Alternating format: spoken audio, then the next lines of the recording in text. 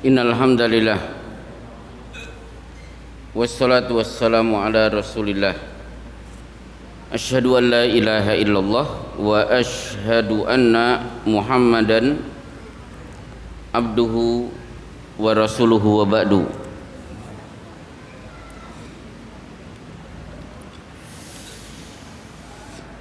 Alhamdulillah, baru saja kita diberi air hujan oleh Allah. Berbicara tentang hujan, maka Allah memiliki 3 hujan spesial. Yang pertama, awalam yarau annallaha khalaqas samawati wal arda kanata ratqan. Tidakkah kalian perhatikan, pertama kali Allah menciptakan langit dan bumi adalah satu kesatuan. Jadi langit dan bumi diciptakan dalam kondisi menyatu. Tidak ada langit, tidak ada bumi, menjadi satu. Saya masih ingat pelajaran fisika kelas 2 SMP.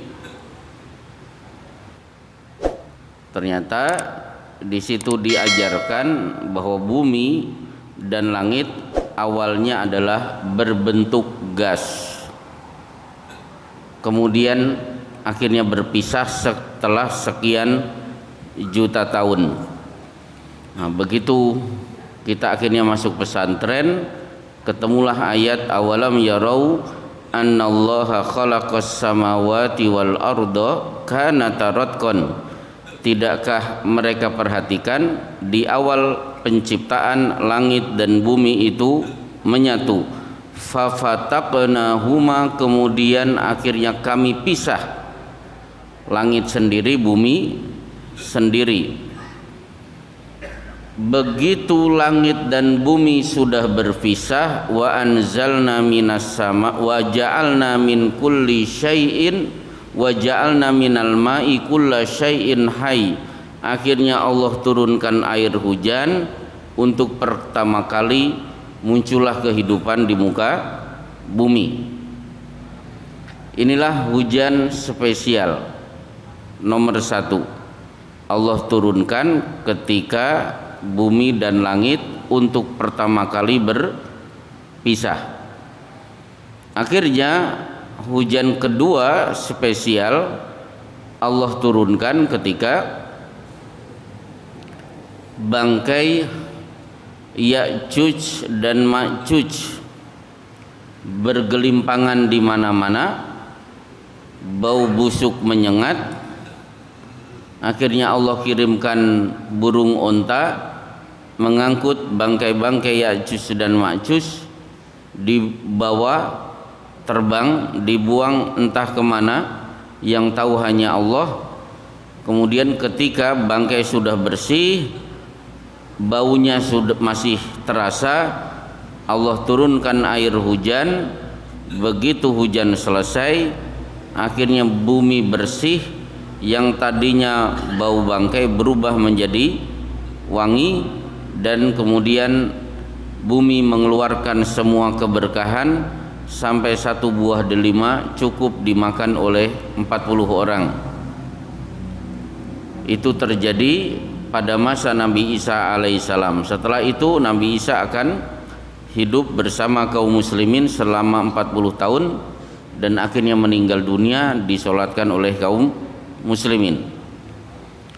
Kemudian hujan ketiga spesial ketika wa nufikha fis suri fa idahum minal ajdathi ila rabbihim yangsilun. Tiupan trompet kedua berbunyi, maka semua manusia dari kuburan bangkit. Nah, kita buka kitab tafsir bagaimana proses bangkitnya, maka Rasulullah sallallahu alaihi wasallam bersabda, "Ma min syai'in minal insani illa yubla illa ajabudz dzanabi."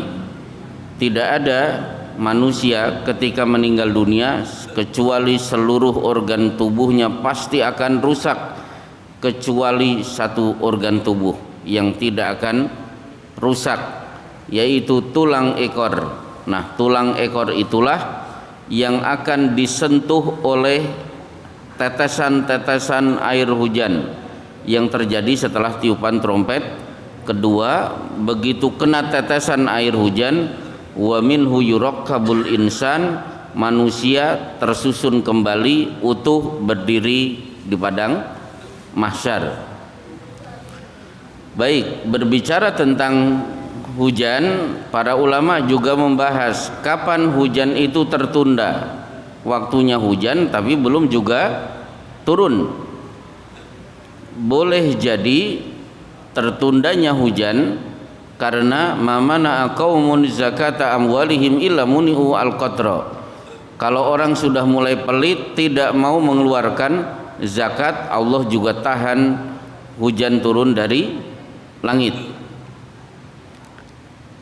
Kemungkinan kedua kaitannya dengan datangnya Dajjal. 3 tahun sebelum Dajjal muncul, Allah akan tahan 50% hujan. Jadi yang diturunkan ke bumi hanya 50%. 2 tahun sebelum Dajjal muncul, Allah hanya turunkan 1/3. 1 tahun sebelum Dajjal muncul, betul-betul seluruh dunia sudah tidak ada hujan sama sekali. Nah, berkenaan dengan hujan, saya tambah satu hadis lagi. Allah juga menjadikan hujan sarana untuk memenangkan kaum muslimin pada perang Badar.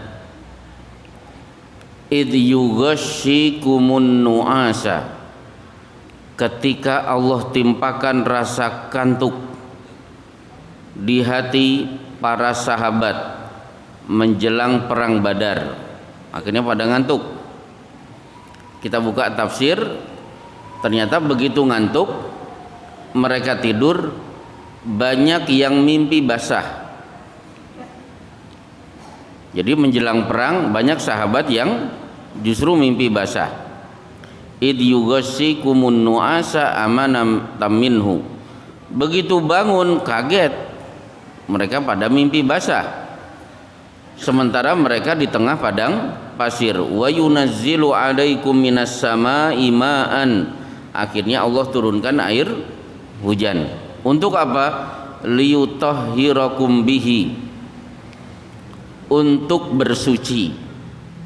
Nah, dari sinilah bapak-bapak dalam mazhab Hanafi, siapa saja yang junub cukup dengan hujan-hujan, yang penting basah dari ujung ke ujung kepala sampai ujung kaki. Tidak perlu ada prosedur standar mandi sebagaimana yang diriwayatkan oleh hadis Aisyah dan Maimunah, yang penting basah kuyup maka sudah sah dianggap mandi junub.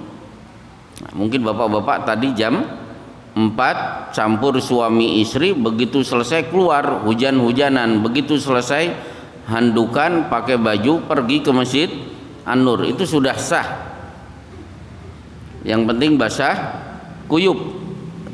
Dalilnya ini, wa yudhib ankum rijzas syaiton. Apa manfaat hujan turun saat itu? Yang ketiga, untuk menghilangkan gangguan setan. Karena para sahabat ditekan oleh rasa takut, karena itu perang pertama kali. Akhirnya para ulama menjadikan ayat ini dasar, salah satu cara untuk menerapi orang yang terkena gangguan setan, yang bersangkutan rajin-rajin mandi di bawah guyuran air hujan. Wa yudhib ankum rijzas syaitani wal yarbita ala qulubikum wa yutsabbita bihil aqdam, untuk meneguhkan kaki-kaki. Loh, maksudnya apa? Coba bapak yang pernah main di pantai, di pinggir pantai itu ada pasir, pasir yang kering dan pasir yang basah terkena ombak. Pasir yang terkena air laut itu biasanya lebih padat. Mungkin Bapak masih ingat ketika lari di atas pasir yang ada di pinggir pantai, mana yang lebih ringan? Lari di atas pasir yang basah atau lari di atas pasir yang kering? Jawabannya, lari di atas pasir yang kering itu jauh lebih ringan. Maka wa yutsabbita bihil aqdam, supaya meneguhkan kaki-kaki kalian ketika perang Badar.